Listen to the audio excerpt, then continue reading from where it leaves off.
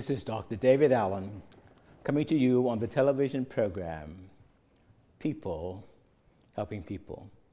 Tonight we have a special program.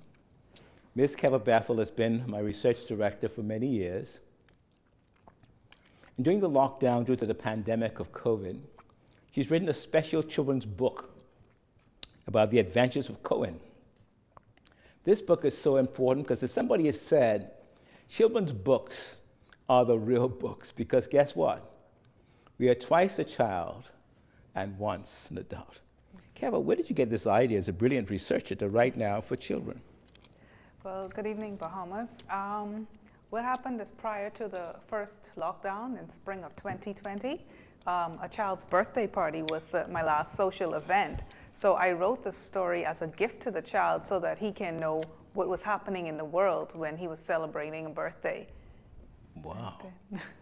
And of course, this is now, the lockdown came shortly after this. Yes. And kids couldn't go out. No. They couldn't visit their grandparents. No. And so the idea was what? The idea was to show them how we responded to the pandemic, particularly here in the Bahamas. It started out being a gift for one child, and I was like, okay, well, what about all of our Bahamian children, and essentially what about all the children? Like, I wanted to write something from their perspective so that they can have their stake in history to say, well, this is what was happening when we were coming up. Mm-hmm.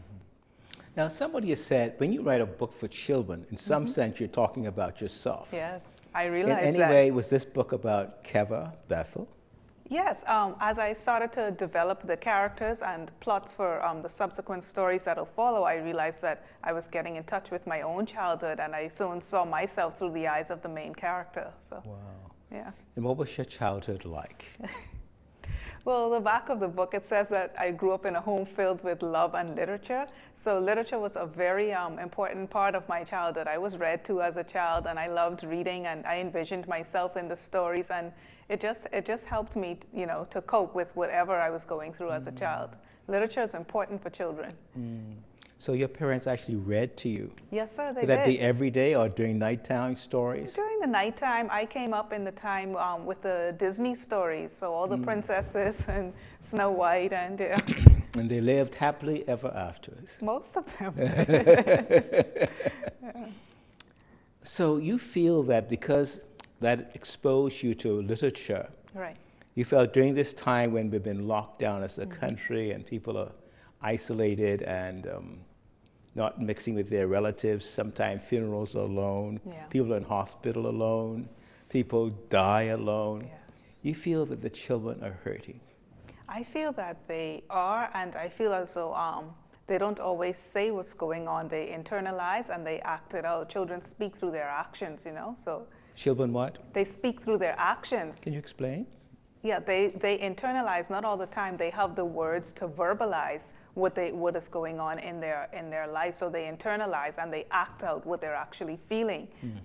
So the cover of my story, the cover of the book, it has adventures with Cohen, and you see the little boy, he's gazing out of the window and he looks worried. So I wanted to capture that feeling that, that's probably how all of the children felt that first spring when everything was shut down and they couldn't play with cousins or they couldn't go to visit grandparents. There was no school, I wanted to really capture that. That must have been amazing, hey? You couldn't go to Granny? No. Couldn't play with the neighbors next door? No. You couldn't go to see your friends at school? No, school. How do you think kids felt inside? They must have been so afraid. I wanted, Afraid? Yeah, because there's a fear of uncertainty. As adults, we were afraid. So what do you think and still are. And what do you think of the little children who don't really understand everything, They must have been so afraid, and then seeing the parents worry, because not all the time it's important to look at a crisis, but our reaction to it, because children emulate what they see, yeah? Say that again. Children emulate what they see. It's not the crisis, but our reaction to it. So it's not what happens to us, it's how we react to it. Right. So I wanted, in the book, you'll see that I made sure to document our reaction as a nation, how the officials, we were on lockdown, we had certain days to go to the grocery store, we had all the commercials talking about social distancing. I wanted to really capture our reaction to the crisis so that when the child grows, they can have this document, this piece of history to say, oh, if I have to go through this, this is the way that it was dealt with, so I can either go left or I can go right. I can make an informed decision because I have the facts in front of me. Wow. I remember one of the lockdowns where you said you and your parents went on a line to get some food. Yeah. And when you described that to me, it was very painful. What happened? It was many hours. I think it was like maybe about 6 hours, or that was like in in the beginning when we were just learning to, cope. And like I said, it was certain days to go to the grocery store. So it was, I guess pandemic, it might be from the same stem as like pandemonium, like, it was like a lot of like fear and agitation and anxiety. So you're saying even as an adult, you felt, for you, a child would have felt what? If you felt pandemonium, what would the child felt? Mayhem, like I can only imagine what they were going through, because I think maybe in the beginning we might have ignored the children because we were so focused on trying to stay safe, Say that we ignore the children sometimes? We might have ignored them. So I wanted to give them this gift. That's why I said it started out as a gift for one child, and it ended up being a gift for all children. Like, hey, this is a 15-page picture book to show you, this is what was happening, and this is how we dealt with it. And it has a nice twist on a traditional story. So, yeah. Now, I guess parents are so busy today, they don't do the reading for children like our parents did, I suppose. Well, you have to make time. You have to set time aside. It's important. Children have to be engaged. You can't just expect them to do the virtual learning, and then after hours just sit in front of a TV or with a tablet. Like, children have to be engaged, and with reading to them, you get to figure, okay, well, what do you think will happen next? Like, you get to tap into their creativity. Children like to imagine. Remember how Sesame Street was? They always say imagination. I think that was a song, So children, you have to tap into their creativity, or you pay the price later. You and I, we've done studies about, those who have come into unfortunate circumstances as young adults because of what they went through in their childhood. So you have to protect the childhood, the innocence of the childhood. So, Keva, when you read to a child, what happens? I think it opens their minds. It opens their mind. I think so. Yeah. There is connection between you and the child. Yes, the parent and the child, or the guardian and the So child. during COVID, when we were really hiding from each other, the kids couldn't go to see their friends or going to see their grannies, the parent could connect with the child through reading. Yes. It's a connection. And then you might want to play around with the end of a story and say, well, what do you think should have happened? And it just helps to expand their brains. It's also creative here because sometimes we say there's nothing to do. We can't go out. We can't go to the movies. There's nothing to do. And what you're saying, growing up, your parents would read to you. Yes. So you're saying that's going out today? I don't know if it's as common as it was when I was coming up. Why? Because everybody's so busy. Everybody's so busy. Yeah. In our modern world, we've become so busy till there's no time for connection. Wow. So the idea of your book then was to have something that parents and children can read together, connect together, and feel a sense of family, and break the isolation. Yes, and I also wanted it to be like a history lesson. A lot of times we don't know our history, we don't know what happened. If you want to get information on something that happened years ago, you might find a black and white picture, or you might find, just a news clipping, but I wanted it to read like a story, but at the same time be a history lesson. I know in the US they did that with the play, the Broadway play Hamilton, where they did this whole play about Alexander Hamilton, and by the end of it, it became like a movement. Everybody was excited to learn about one of the founding fathers of America. But really, it was history. But you can make history fun. It's a different way to present history. And Keva, what did you want to convey about our history to children? Oh, I mean about our reaction to the pandemic as a country. So that's why I'm saying I was that's using historical, the pandemic, right? Pardon me? That's historical. It's a yes. history. Oh, yes. Yes. That's new. Yes, this is new. Yes, for our lifetime. Yes. Yeah. And so often we go through history and it passes. You wanted to stop and savor the moment. Right. What was it like to savor that moment of the pandemic for you? It was interesting. It was interesting because, as I said, as I developed the character, I started to see myself and him. You know, like, hey, if I was 5 or if I was younger, how would I have been, you know, reacting? And I would have been worried. I would have been scared. Like, what? No school? Like, you can't play? Like, what do you do? You know? So it must be a very painful time for children right now.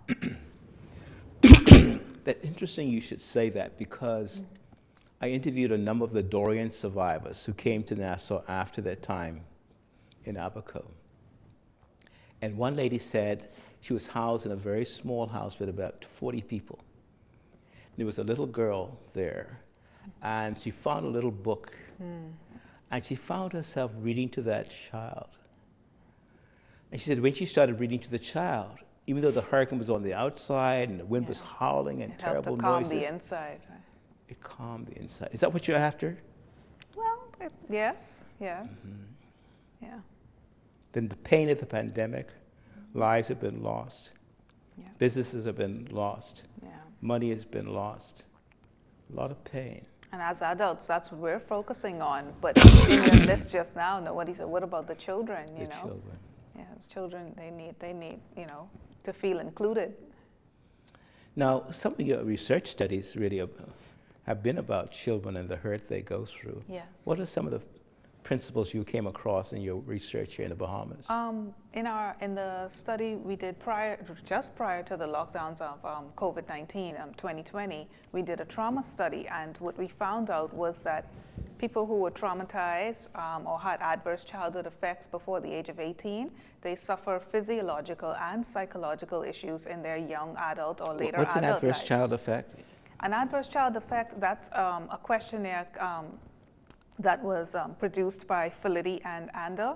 And what it asks 10 questions, yes or no questions, about what types of experiences you had before the age of 18. Like, it asks about physical abuse, sexual abuse. It asks about if a guardian or parent ever went to prison. Was somebody in the household, you know, abused in the front of you, beaten, or was somebody, you know, using illicit substance abuse? So it asks these questions, and if you score higher than 4, then that means you had adverse childhood experiences. And what we found in our cohort with the Family People Helping People project, our cohort of about, I think it was almost 300 participants, 44% had adverse childhood experiences. And in this same cohort, 84% had tested positive for post-traumatic stress disorder.